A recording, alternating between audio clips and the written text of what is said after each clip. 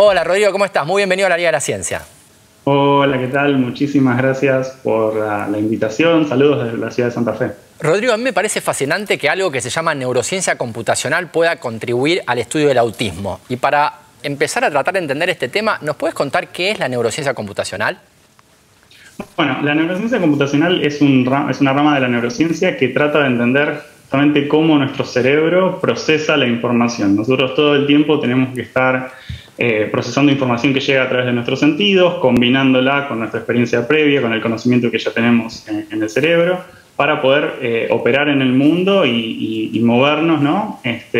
Entonces, lo que tratamos de entender desde la neurociencia computacional es cómo se generan esos procesos, cuáles son las estrategias que usa el cerebro, digamos, cómo se generan los circuitos capaces de procesar la información y permitirnos, bueno, generar movimientos y manejarnos en el mundo. Eso es lo que estudia, digamos, grosso modo la neurociencia computacional, usando herramientas que vienen de un montón de disciplinas diferentes, ¿no? Desde la computación, la matemática, la estadística, la biología, la física, la psicología y demás. Es un campo súper interdisciplinario que trata de entender el procesamiento de la información en el cerebro. ¿Y el autismo? ¿Nos podrías contar un poquito y cómo la neurociencia computacional puede aportar a tratar de entender qué pasaría con los circuitos subyacentes al autismo? El autismo es un trastorno del neurodesarrollo que está caracterizado por déficits en la comunicación, en la interacción social, a veces comportamiento repetitivo o estereotipado, entre otras características. Siempre recordando que es un espectro súper variado, que cada persona es un mundo, que puede presentar distintos elementos dentro de los que mencioné y otros no.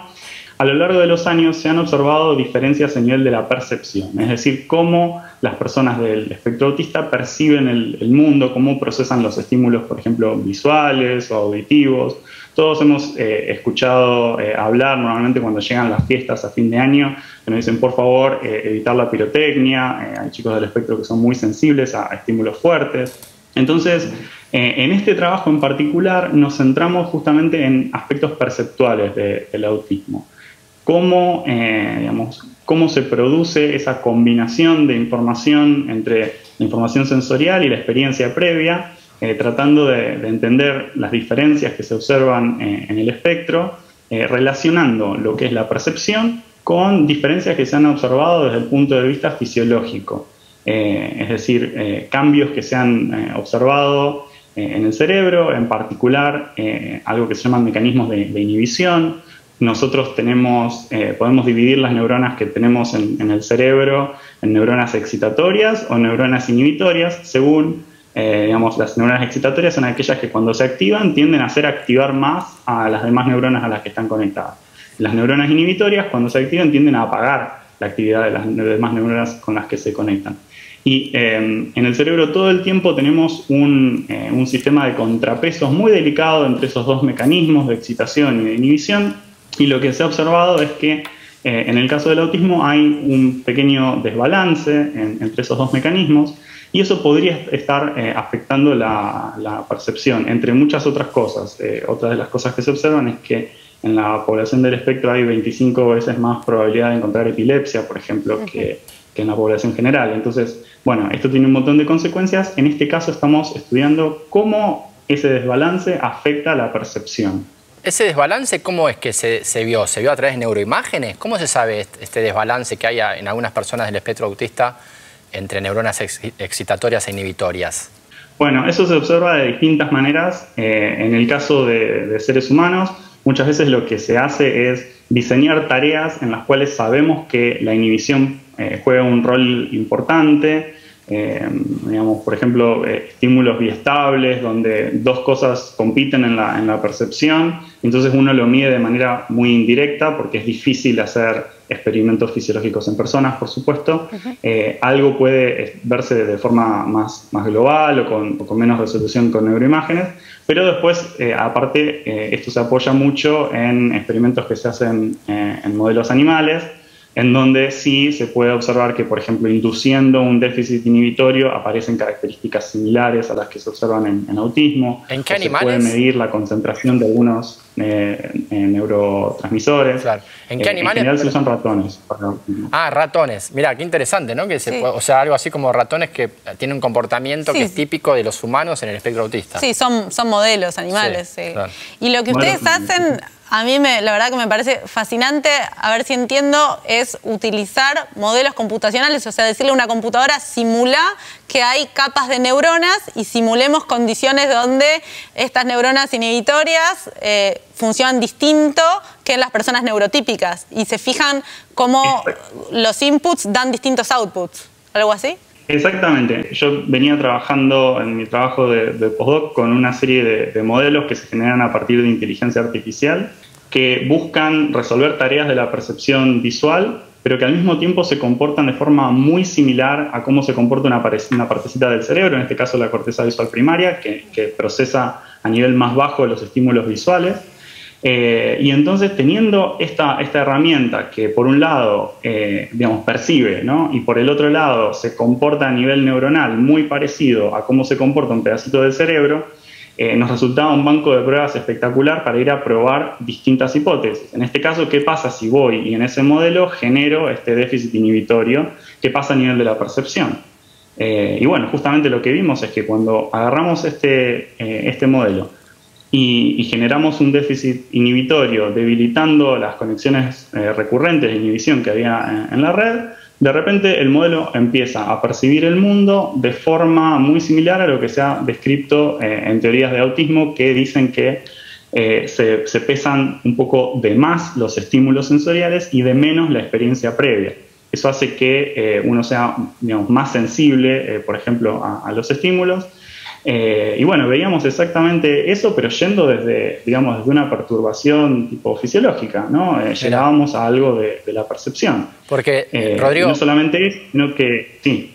No, antes de seguir, porque todos cuando vemos, en realidad vemos, pero no vemos directamente lo que llega a nuestros ojos, sino que también lo filtramos a través de nuestra experiencia previa, ¿no? Eso querías decir en el sentido...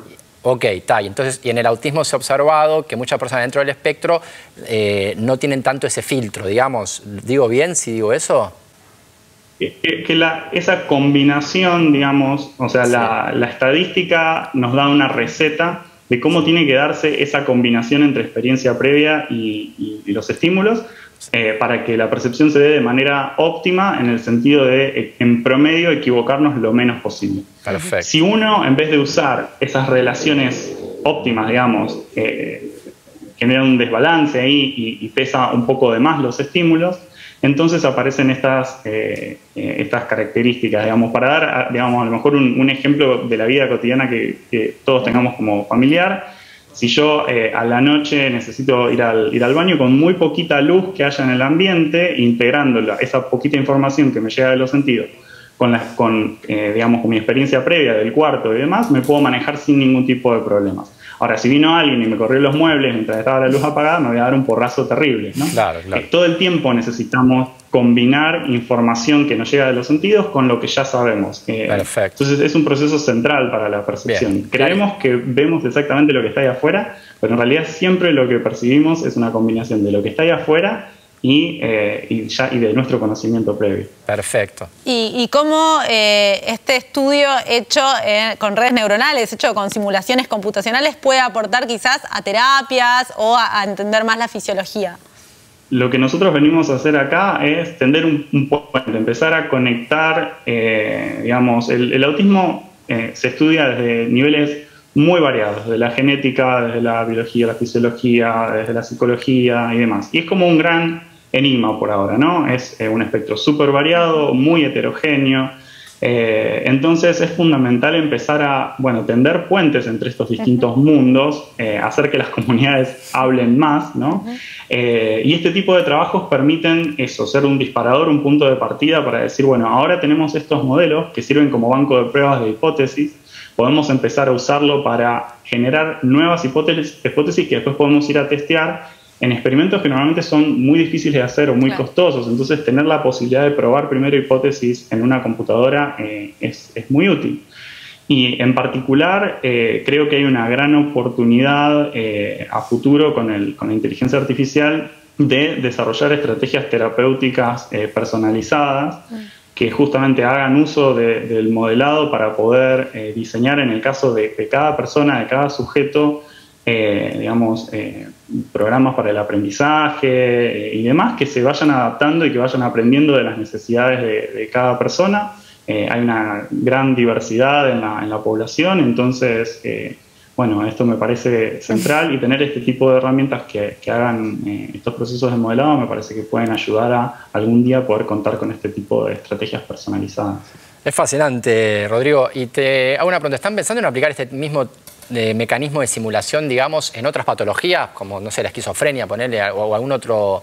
¿Cuáles son los próximos pasos que están pensando en este tipo de estudios? Bueno, no en lo inmediato, al menos este tipo de cosas hay que, bueno, hacerlas con seriedad y, bueno, en el caso de autismo, yo ya había trabajado en el tema de autismo durante mi licenciatura y maestría en Bariloche y en colaboración, bueno, por ejemplo, con Marcela Menacé, que hace años trabaja en autismo en Bariloche, estando en contacto con los chicos y, digamos, no es simplemente cuestión de agarrar y, bueno, ahora saltar quizás a otro tema sin hacerlo, digamos, sin tener esa experiencia o al menos sin primero formar una red sólida de colaboración donde, bueno, o sea, lo que nosotros ponemos a disposición es una herramienta, pero después, en el caso de lo que mencionas de esquizofrenia, si hay alguien que tiene una pregunta que le gustaría responder al respecto y podemos usar este tipo de herramientas para eso, pero bueno, fantástico, bienvenido sea, pero bueno, hay que ir de a poco paso y trabajando seriamente.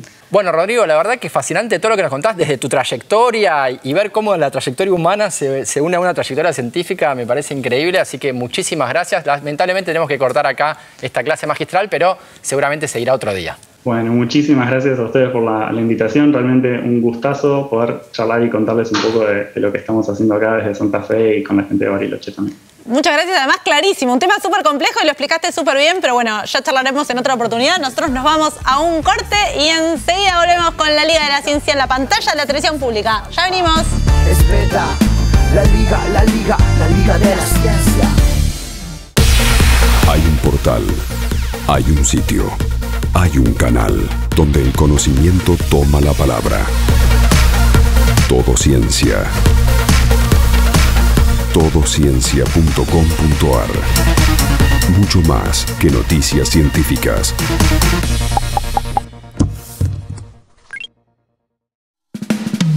Es nano, es mega, la Liga de la Ciencia. Es alfa, es beta, la Liga de la Ciencia.